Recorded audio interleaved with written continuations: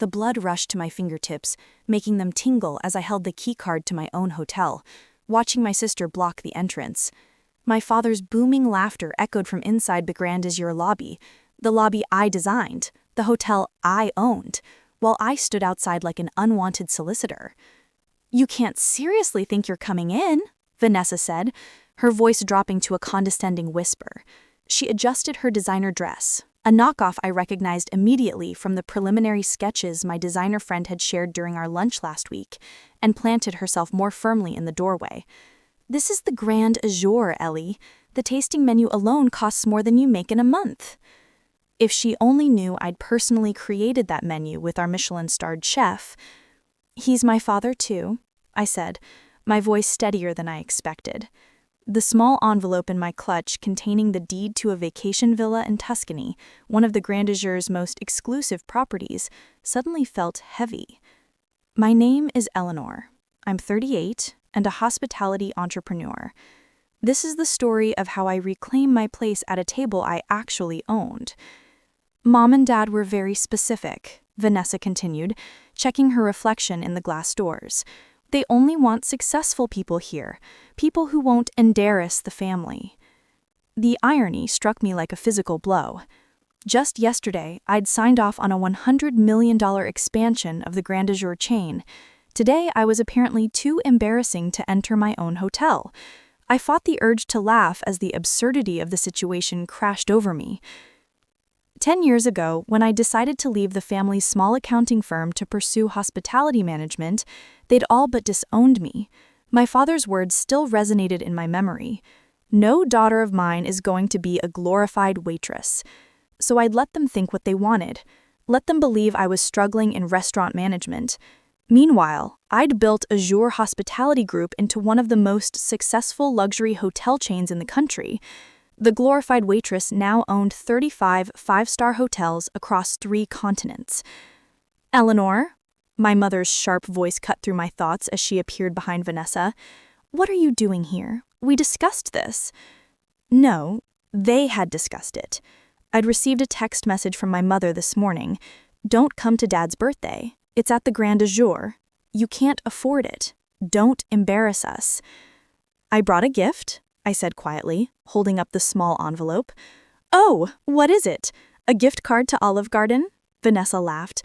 "Or did you scrape together enough tips to buy him something from the mall?"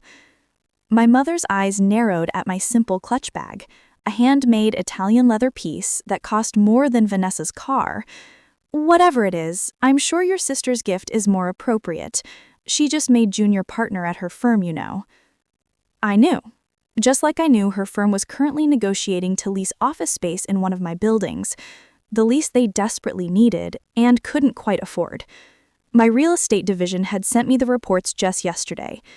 "Vanessa's doing so well, Mom," continued, warming to her favorite topic. "New house in the suburbs, luxury car, wonderful fiancé with such good prospects." She paused, giving me a critical once-over. "And you? Well, at least you're trying, I suppose." I thought about my penthouse overlooking Central Park, my collection of rare sports cars, the private jet I'd flown in on this morning. "Yes, Mom, at least I'm trying." "Speaking of trying," Vanessa smirked, "that dress, couldn't you have made an effort? This is the Grand Azure, not some diner." I ran my hand over the sophisticated black silk, custom-made by one of Paris's most exclusive designers, the same designer who had refused to make anything for Vanessa last month, a detail I'd learned when my stylist mentioned the incident during my last fitting. "It's what I could manage," I said mildly. "Well, you can't come in," Vanessa declared. "We reserved the entire VIP floor. It's for family and distinguished guests only." The VIP floor. My VIP floor. The one I'd personally redesigned last year, down to selecting every piece of artwork and crystal chandelier. "The distinguished guests being," I asked, genuinely curious about who they'd invited. "Oh, you wouldn't know them," my mother waved her hand dismissively. "The Andersons, they own that successful law firm. The Blackwoods, old money, you know, and Mr. Harrison from the bank. All very important people. I suppressed a smile. Thomas Anderson leased 3 of my properties. The Blackwoods had recently begged for a membership at my most exclusive resort, and Mr. Harrison, his bank was currently seeking a major loan for my investment group. Right, very important people. Exactly, Vanessa said, clearly pleased I understood my place.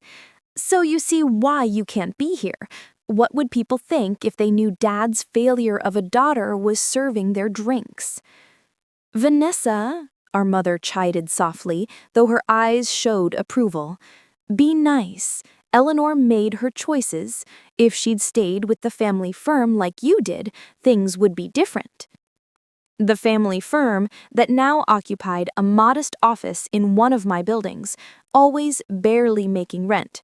My property manager sent me monthly reports on all tenants, including my family's struggling business. Just then, my brother-in-law Gavin appeared, straightening his tie. What's taking so long? Everyone's waiting for... He spotted me, and his face dropped. Eleanor? Didn't expect to see you here. Clearly not, I replied. Gavin just made vice president at his bank? Junior vice president, I next corrected, knowing his exact position because his bank handled some of my smaller accounts. My financial team provided me detailed reports on all our banking partners. Well, it's more impressive than whatever you're doing. What is it now? Assistant manager at some chain restaurant? I thought about the board meeting I'd left early this morning where we discussed acquiring that very bank Gavin worked for. The paperwork was probably still sitting on my desk upstairs in my private office. Something like that. This is ridiculous, my mother declared. Eleanor, just go. You're making a scene. I'll tell your father you couldn't make it. Couldn't afford it, you mean? Vanessa added with a laugh. I looked past them through the grand entrance at the hotel I'd built from the ground up, at the marble floors I'd selected, the crystal chandeliers I'd commissioned, the artwork I'd personally curated. All of it, every inch, was mine. For a moment, I considered walking away. Let them have their party. Let them keep believing what they wanted to believe. But then I remembered something my first mentor had told me. Success doesn't mean anything if you can't stand up for yourself. My jaw tightened as I straightened my shoulders, feeling the strength of everything I'd built without their support or approval. My fingers stopped tingling, a calm clarity washing over me. Actually, I said quietly, I think I'll stay. Before my mother could respond, the heavy glass doors swung open and Owen, my head of security, stepped out. He'd been with me since I bought my first struggling hotel 7 years ago, helping transform it into the flagship of the Azure chain. Is everything all right here, Madam CEO? Your usual table is ready, and Chef Michelle is holding the menu tasting for your approval. The silence that followed was deafening. Vanessa's mouth fell open, her perfectly applied lipstick suddenly garish against her pale face. My mother gripped the brass door handle for support. Owen, I smiled warmly. My family was just explaining how I couldn't afford to dine here. Ma'am? He looked genuinely confused. But you own the entire hotel chain. Yes, I do. I turned to my stunned family. Shall we go inside? I believe you've reserved the VIP floor. My VIP floor, to be precise. Gavin found his voice first. This is some kind of joke. You're just a restaurant manager. Actually, Owen interjected professionally, Miss Eleanor is the founder and CEO of Azure Hospitality Group. She owns all 35 Grand Azure hotels worldwide, along with our resort properties and restaurant chains. Vanessa's designer clutch slipped from her fingers, clattering on the marble steps. But that's impossible. The Grand Azure is worth billions. Which makes your comment about me not being able to afford the tasting menu rather amusing, I finished for her. I stepped past them into my hotel's lobby, where the staff immediately straightened to attention. Good evening, Miss Eleanor, my front desk manager called out. The executive suite is prepared for your father's birthday celebration. Thank you, Rachel. I turned back to my family, still frozen in the doorway. Coming? They followed me in silence, looking around as if seeing the hotel for the first time. Every staff member we passed greeted me by name, each showing the genuine respect I'd earned through years of hands-on leadership. But your dress, my mother finally managed, staring at my simple black dress with new eyes. Custom made in Paris, around $30,000, I believe. I have a terrible habit of not checking price tags anymore. I led them to the private elevator, the one that required a special key I pulled from my clutch. Unlike Vanessa's dress, which I believe is a knockoff, the real Valentino collection hasn't been released yet. I know, because I attended the private showing last month. The elevator doors opened directly into the VIP lounge where my father's birthday celebration was in full swing. The room fell silent as we entered. Eleanor, my father stood up from his place at the head table, his face a mix of shock and confusion. What are you doing here? Your mother said you couldn't afford it. I finished walking over to him. Happy birthday. I hope you don't mind that I'm crashing the party in my own hotel. Your hotel? Mr. Harrison from the bank stepped forward, his face breaking into a relieved smile. Miss Eleanor, I had no idea you were related to Robert Thompson. We've been trying to secure a meeting with you for months about that loan. Eleanor owns the Grand Azor? Thomas Anderson joined in. My God, Robert, your daughter is the mysterious CEO who's been buying up prime real estate across the city. My father sank back into his chair, the color draining from his face. All this time, when we thought you were just a glorified waitress? I raised an eyebrow. Your words, I believe, from the day I left the family firm to pursue my dreams in hospitality. But why didn't you tell us, my mother demanded, still clutching her pearls like a lifeline.